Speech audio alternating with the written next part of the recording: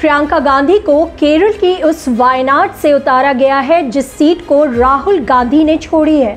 अगर नेहरू परिवार की बात करें तो प्रियंका 10वीं सदस्य हैं जो चुनावी राजनीति में वायनाड और दक्षिण की राजनीति के जरिए एंट्री कर रही हैं।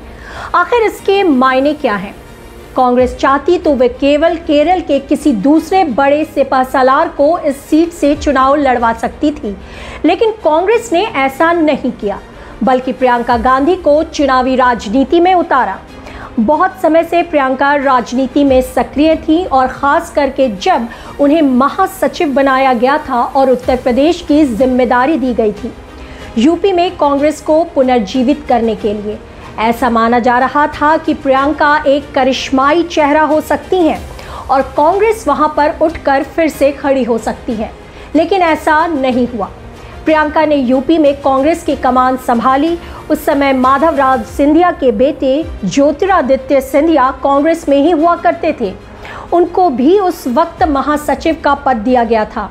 यानी 2017 में यूपी विधानसभा चुनाव के दौरान उनके साथ मिलकर दोनों तैयारी कर रहे थे कि उत्तर प्रदेश में कांग्रेस की वापसी होगी।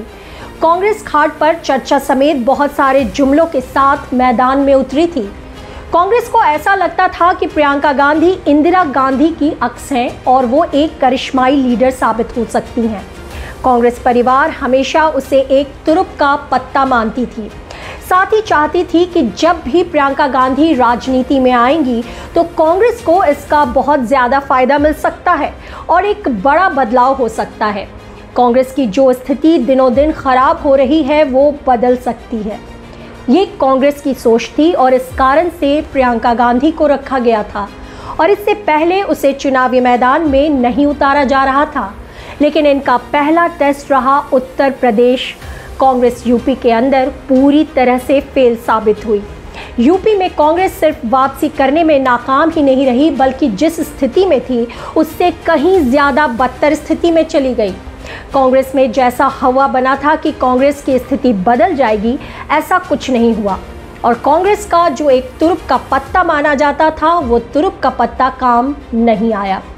चाहे अमेठी का चुनाव हो या फिर रायबरेली का, उन दोनों ही चुनावों को मैनेज करने में प्रियंका की भूमिका रही। जैसे जैसे कांग्रेस की तरफ से राहुल गांधी को आगे बढ़ाया गया, राहुल गांधी की राजनीति हुई और बड़ी बात यह है कि राहुल गांधी के प्रत्यक्ष या अप्रत्यक्ष दोनों ही नेतृत्व में कांग्रेस लगभग 32 चुनाव हारी है। वो चाहे बात लोकसभा की हो या फिर विधानसभा स्तर की हो। 2024 के लोकसभा चुनाव में जब कांग्रेस को बेहतर सफलता गठबंधन के तौर पर हासिल हुई तो कांग्रेस को लग रहा है कि प्रियंका गांधी की अगर कांग्रेस में एंट्री होती है तो कांग्रेस और मजबूत होगी। इसी सोच के साथ कांग्रेस ने प्रियंका गांधी को केरल से उतारा है।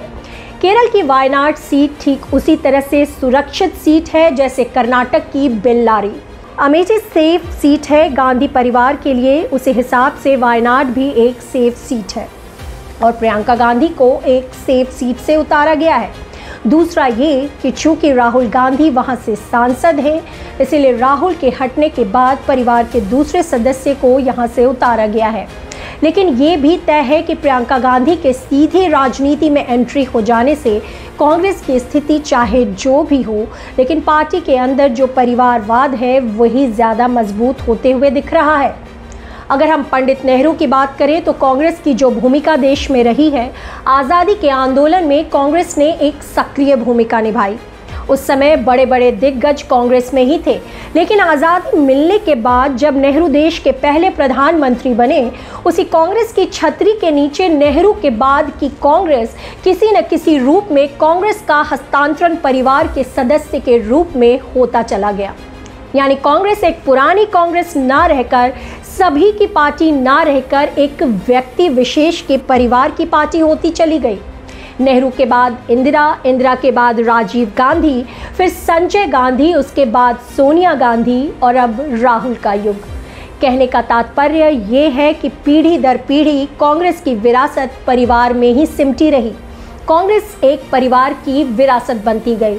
इस तरह प्रियंका गांधी के राजनीति में आने से जो परिवारवाद है, जो आरोप बीजेपी की तरफ से अक्सर लगाए जाते हैं कि कांग्रेस परिवारवाद और वंशवाद को संचित कर रही है और कांग्रेस का मतलब एक परिवारवाद है, तो एक तरह से प्रियंका गांधी को चुनाव में उतारने का जो कांग्रेस का मकसद है, बेशक कांग्रेस के लिए एक सकारात्मक संदेश हो, लेकिन विपक्ष के लिए सिर्फ एक परिवारवाद का पोषण ही माना जाएगा।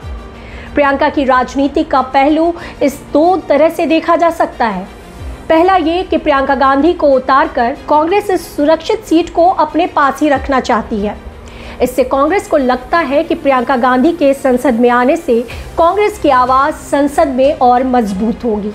चूँकि प्रियंका गांधी अच्छी वक्ता हैं और मुद्दों को अच्छे से रख सकती हैं। फोटोजेनिक फेस है, मतलब पॉलिटिक्स के लिए एक पैकेज है। प्रियंका के पास राजनीतिक ट्रेनिंग भी है।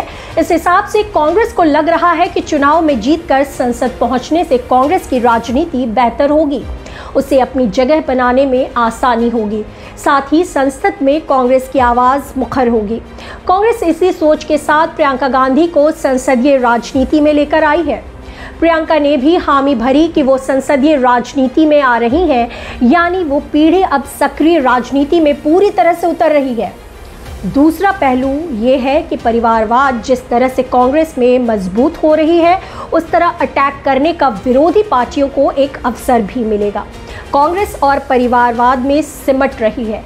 बेशक जब बीजेपी की तरफ से अटैक हुए तो कांग्रेस ने अपने परिवार से बाहर को पार्टी अध्यक्ष की कमान सौंपी। मल्लिकार्जुन खड़गे को कांग्रेस ने अध्यक्ष बनाया, लेकिन आज भी लोग जानते हैं कि कांग्रेस को संचालित कौन कर रहा है, कौन फैसले ले रहा है और गांधी परिवार की क्या भूमिका है। यह सच है कि कांग्रेस में गांधी परिवार के होने से पार्टी को एकजुट होने में मदद मिल सकती है। इसका कारण है कि कांग्रेस ने कभी भी पार्टी के लिए एक डेमोक्रेटिक सिस्टम डेवलप ही नहीं किया।